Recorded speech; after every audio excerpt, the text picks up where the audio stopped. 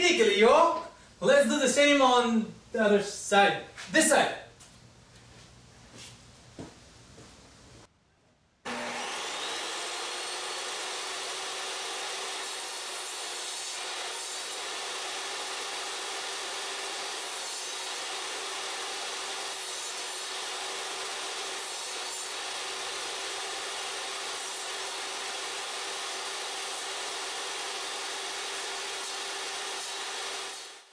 I've used this approach for the countersink, but could have used anything else.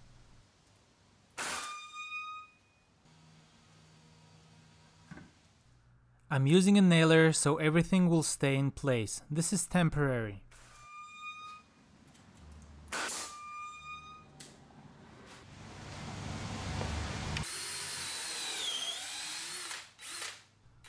Pre-drilling as a preparation for the leg screws.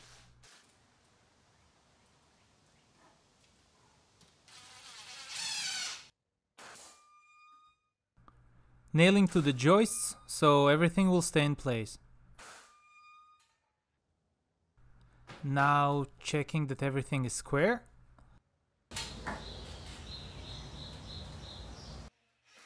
Driving leg screws with washers.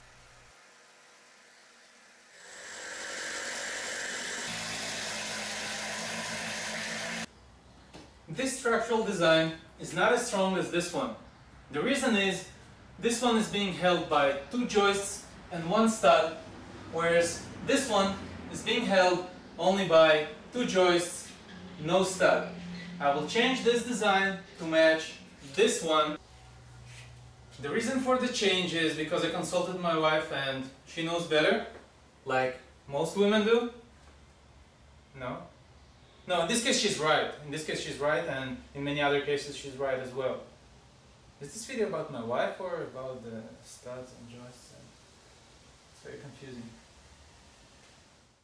Come on already, do it!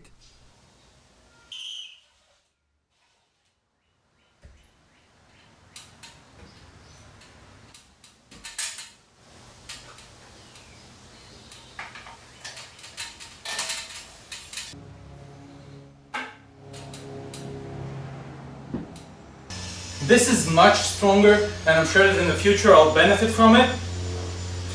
So sometimes it's hard to admit that you're wrong, then you need to redo the work, but in the long term it's beneficial.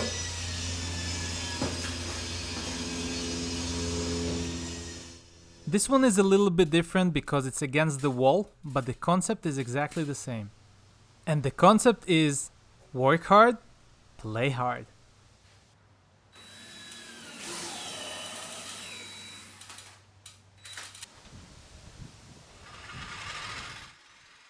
These Swedish pine boards will carry the weight.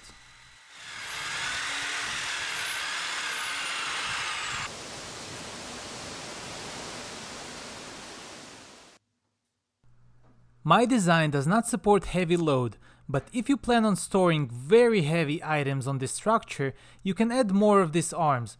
But before you do it, think about how you're going to lift that weight.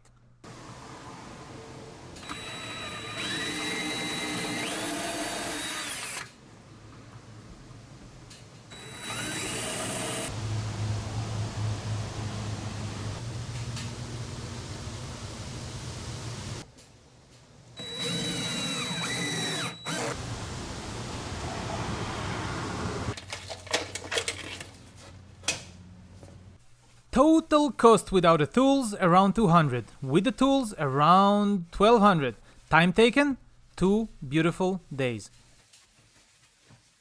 Thanks for watching. In the next episode we'll add some fun color to this lifeless machine.